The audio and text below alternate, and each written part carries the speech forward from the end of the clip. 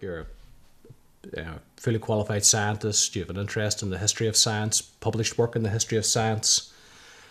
How can somebody with those academic credentials believe in a person who can't be detected with the five senses, or who doesn't even show up in a scientific experiment? How can a rational person believe in something like that? I think starting there, I almost want to stop you and say, this is scientism. You're making as you start with a question like that, you're making the assumption that the only proper apparatus to answer any questions we might have is the apparatus of science. And there's a famous physical scientist, Peter Atkins, an atheist at the University of Oxford, and he says, science is omnipotent. Science answers all questions. And I think that's simply false. I think there are classes of questions which science doesn't answer.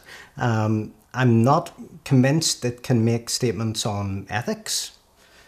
I'm not convinced it can adjudicate on beauty. Might be able to make partial coverage of those, but certainly not total coverage. I'm not convinced it can make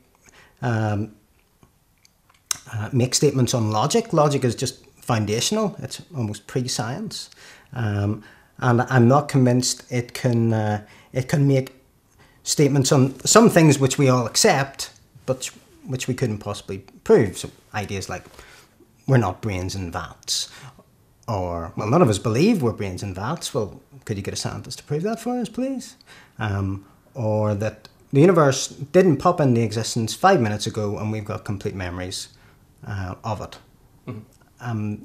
Can we prove that didn't happen scientifically? Well, no, we can't. That's no harm to science. That's just saying that there are some things that science can't do. That's kind of a sideline in your question. That's just me being cheeky to an interviewer in his first question, I suppose. That's absolutely fine. That's all very well. I guess what I would want to say is, when I think of the existence of God, I'm thinking of, you don't use science to interrogate God. You use the idea of God to make sense of science, to make sense of the entire shooting match, why there is anything at all, why we can make sense of it, why it is well structured. There's a very good quote from C.S. Lewis. He wrote an essay in the mid-1940s. I think it was called Is Theology Poetry, of all titles? And he says this in it. It's a famous quote. I believe in Christianity as I believe that the sun has risen, not only because I see it, but because by it I see everything else. And I think God, as far as I'm concerned, as a Christian who happens to be a scientist, God is what enables me to look at the world and make sense of it, including the idea of science itself. So, is there a danger of maybe scientists, getting into a God did it frame of mind, wherever we just use God to explain anything that looks a little bit mysterious or to get us out of difficult problems? Is there not a danger of scientists, of God being sort of a science stopper in some sense? So that's the famous God of the gaps. Yes. So this goes back to at least Charles Coulson, who was professor of theoretical chemistry and then professor of mathematics at the University of Oxford, and also happened to be a Methodist lay reader. Mm-hmm. And he pointed out that this idea of the God of the gaps argument was a really big mistake, because science by definition expands, it discovers more. That's what science does. It wants to work out how the physical world ticks. Mm-hmm. And scientists are good at that. And so the more they discover, then there's smaller bits that we don't understand. And if we put God in the bits that we don't understand, well, we don't understand that bit of science, so God must have done that. Then you end up with God getting smaller and smaller and smaller until there's no, quotes, God at all. And again, I think that's a wrong way of looking at science. When I come to science, when I studied physics as an undergraduate, I didn't go to my electromagnetism lectures and have lectures about Maxwell's equations, how electricity and magnetism are unified with optics. Didn't come to the end of the lecture course and said, oh, well, there you go, no room for God in that then, because we understand all that. Quite the reverse, genuinely reverse. I thought something much more like, my word, that's how he did it. The heavens do indeed declare the glory of God.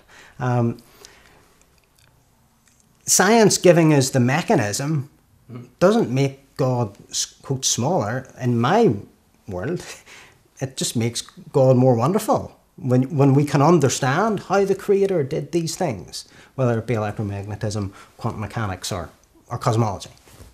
So has there not been an age-old conflict though between Christians and scientists? Have the two not been in conflict? Has there? Oh, sorry, I wasn't aware of that. Well, it would be a popular point of view. I mean, the God delusion books like this would seem to feel that I'm being cheeky against my interviewer again. Well, certainly someone like Richard Dawkins is the most famous modern proponent of what in the business is called the conflict model.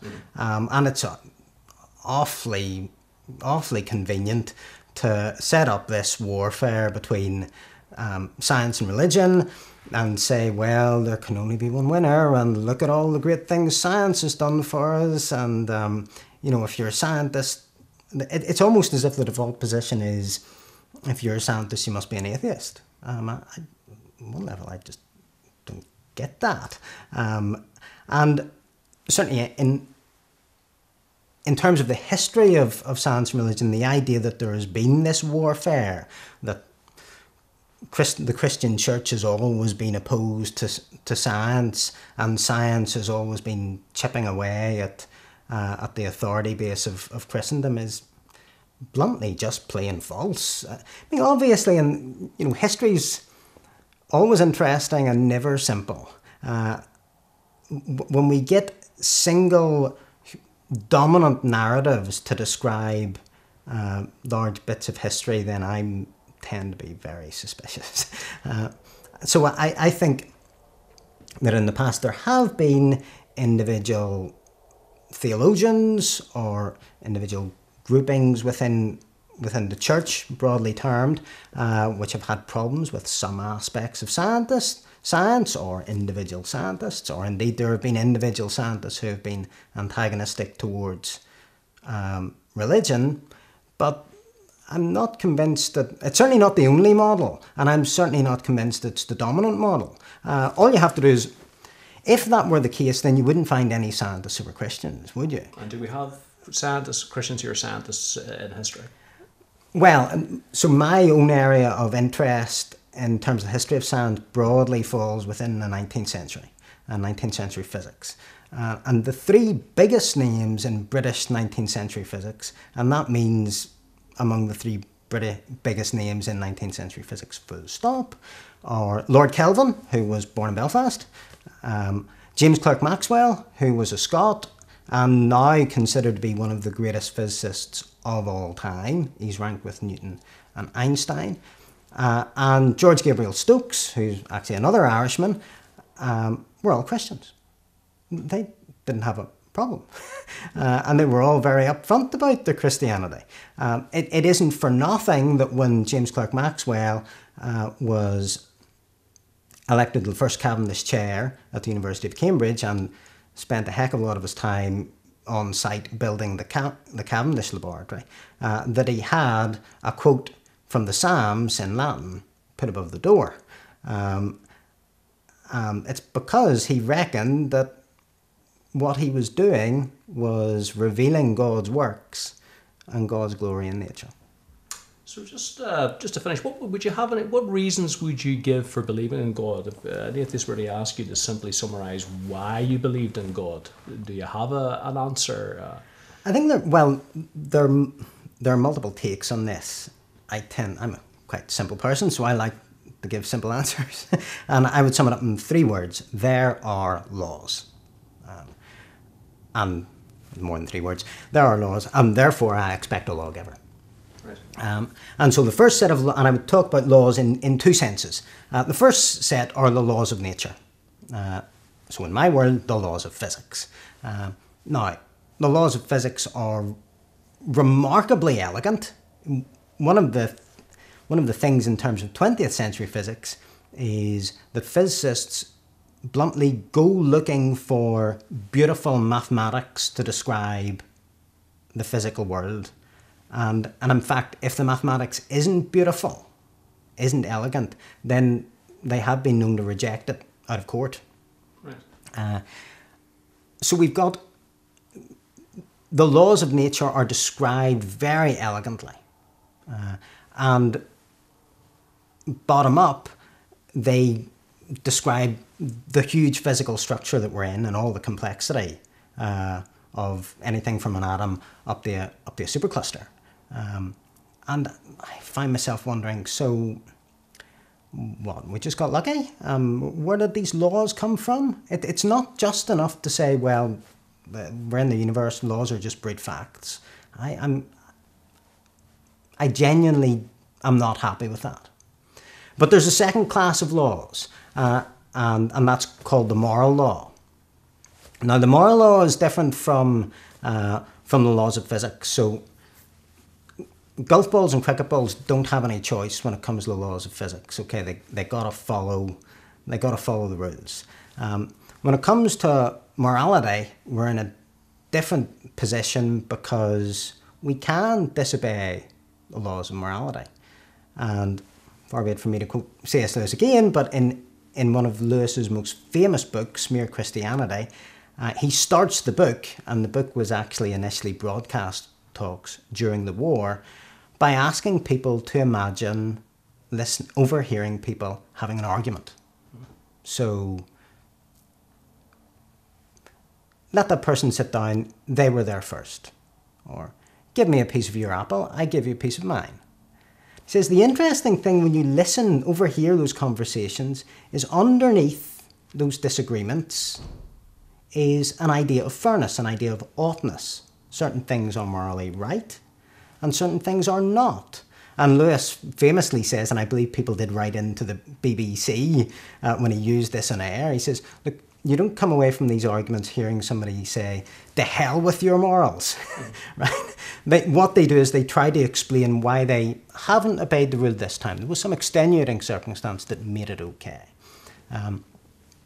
For all it seems to me for all humans, apart from psychopaths, of which there are few, we all have this inbuilt sense of fairness, sense of oughtness, a basic moral law. Now, where does that come from? And I think there's a follow-on from that, because whereas a natural place in theism to put it is, this is the divine imprint on us.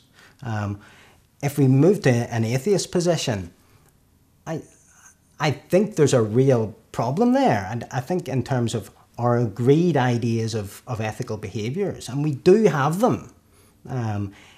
If we move God out of the picture, then we will have difficulty in justifying them. Moving from I think the famous Humean line is moving from you can't get from an is to an ought if they're only physical things. But we'll maybe come to that later. Well, aren't there good atheists? Are there good atheists? Oh, flip, yes. I mean, my goodness, most of the atheists I know are more moral than me. And in the sense that they're nicer guys. They all actually happen to be guys. They're much more sensible, much more evenly tempered and balanced people than I am. I mean, I'll not name them on camera, but of course they can be, and that's because we're all human, and from a Christian perspective, we all got the divine moral imprint, and whether or not we can all choose to ignore it. But I don't think whether you're a communist or a conservative or an atheist or a theist defines whether or not you're more likely to do it. Would you not be impressed by scientific attempts to explain the origins of morality, maybe on our evolutionary history, or as a way of coping in the wilderness, a way of forming group cohesion, these sorts of explanations? Impressed. I'm not sure impressed is the word I used. Okay, let's give the ground in that. Let's say that our ethical behavior is purely come about for evolutionary advantage. So it increases herd cohesion, and you've got a more stable herd, then you've got a group which can reproduce more efficiently, and therefore that outpopulates everything else. That's a sort of evolutionary narrative. Or let's say that's true. Well, I think, and I think an atheist is probably pushed into a position like that. Mm-hmm. Now, again, my view is, well, okay, if you want to go for that line, that's fine, but fess up. You make sure you make it clear that you're telling people that is what these ethical norms are. They're just sociobiology. They're not actually oughts. So if, again, to use Lewis's phrase, well, why can't I say to what the hell with society's moral standards then? I don't particularly like them. I mean, it may be inconvenient for society to me become a regular thief, but it's not actually morally wrong. And so an atheist position on morals, as I understand it, I can't understand it to be able to come to anything but that. Now, those may indeed be the facts of the matter, but I consider that to be a very weak position.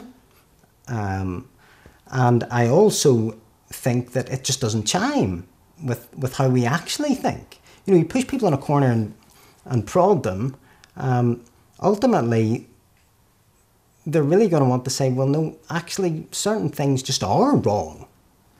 It's got nothing to do with society. It's just wrong to do it. And how dare you say it otherwise?